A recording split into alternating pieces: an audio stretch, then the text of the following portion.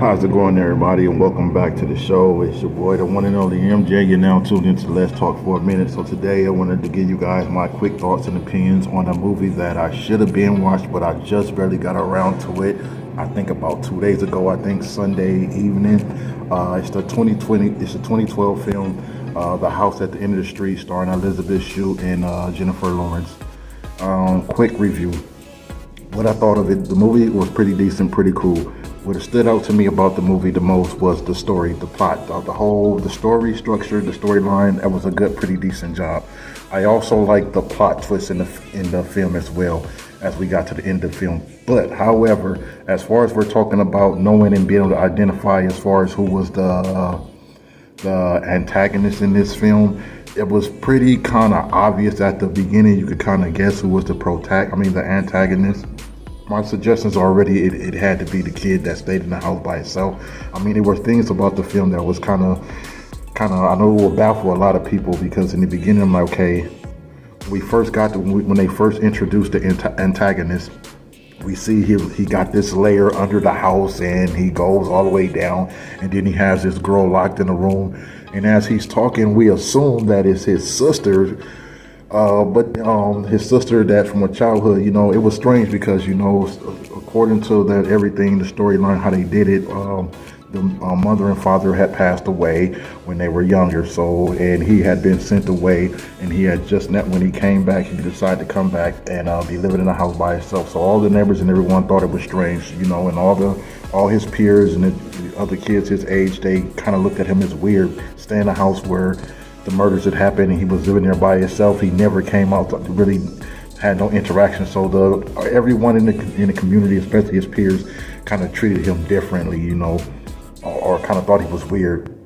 But as far as the story structure itself, it stood out to me. It was very decent. I think it was actually pretty decent, okay job as far as the story structure.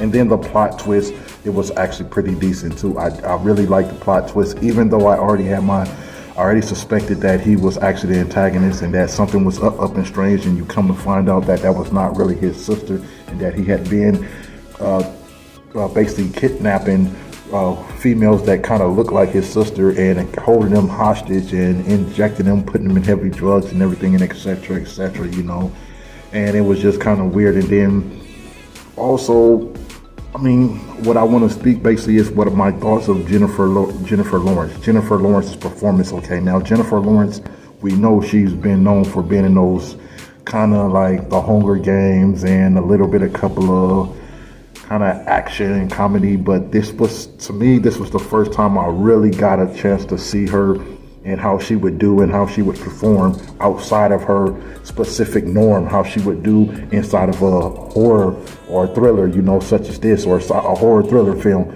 And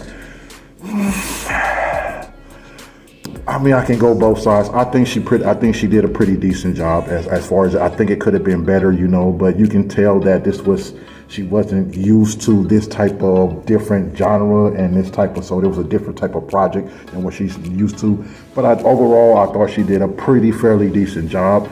My overall thing of the film, if I want to rank this film on a scale out of 1 to 5, I would give this film, I would give it a 3.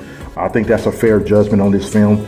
A 3 for the 2012 film, A House at the End of the Street. Now, what's surprising about this film, I know a lot of like, man, it's crazy because I just barely got around to this film. That's how I am with certain projects. A lot of things, I'll wait in a long time and I will never get around to them. It depends on what it is. If I'm really not feeling it, I'll wait, and time can go by before I wind up getting into it. But I finally got around to it, peeped it out. I could have peeped it out. It was fairly decent, okay. As I said, the story itself, the storyline, it stood out to me. So congratulations to the writer that wrote the screenplay. As far as that was cool.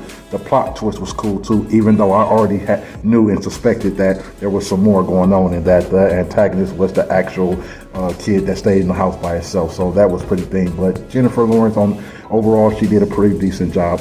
Elizabeth Shue, what more can I say? She does a phenomenal job when she puts on a performance. So she's been in films like this before in the past, such as thriller, suspense, or sci-fi, something like that. So she did a pretty good job.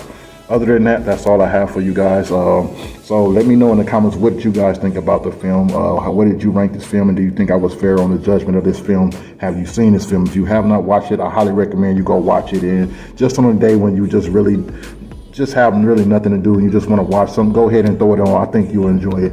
But that's all I have for you guys. I want to thank you guys for tuning in once again. So until next time, I'm out.